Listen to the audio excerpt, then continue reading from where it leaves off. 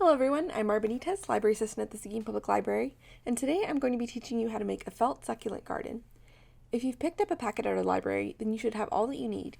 If you're a visitor here, then welcome.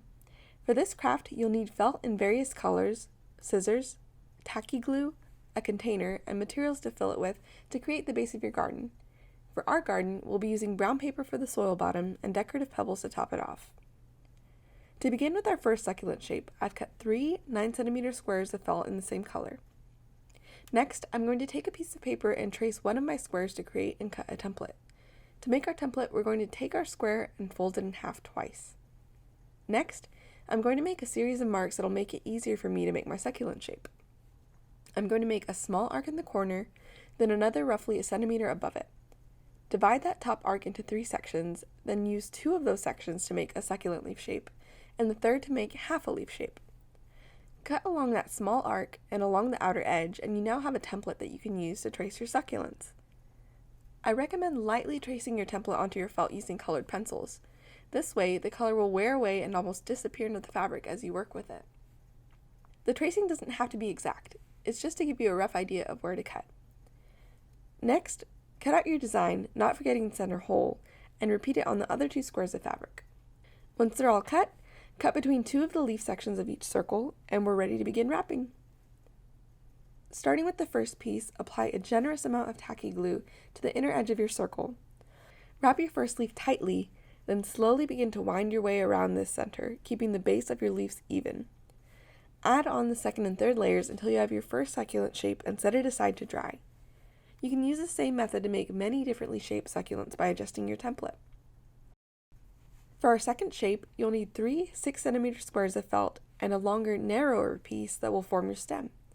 We'll start by applying a long line of tacky glue along the narrow piece and tightly roll it and twist it until it's secure to form a stem.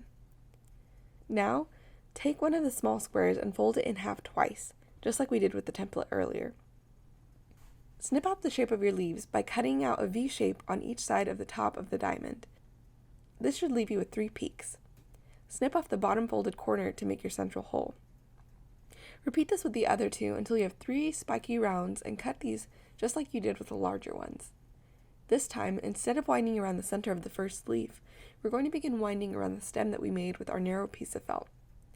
Continue wrapping and adjusting your leaves to create the desired look, then set it aside to dry. For our final succulent, we'll take this long, narrow strip of felt. Begin cutting it in a zigzag pattern, cutting almost all the way to the edge of the strip as you go. You can do this with a narrower strip for a small spiky succulent, or a wider strip for longer spikes.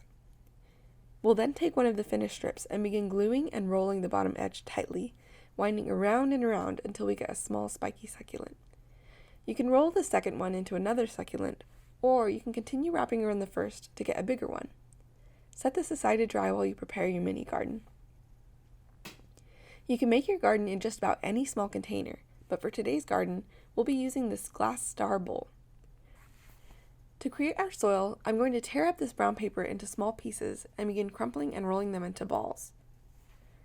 Make sure that you have large pieces as well as smaller pieces. Fill your bowl starting with the larger pieces and finish off with the smaller ones. Then, take some decorative pebbles and cover the top.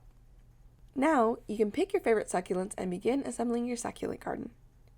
And you're all done. Thanks for watching.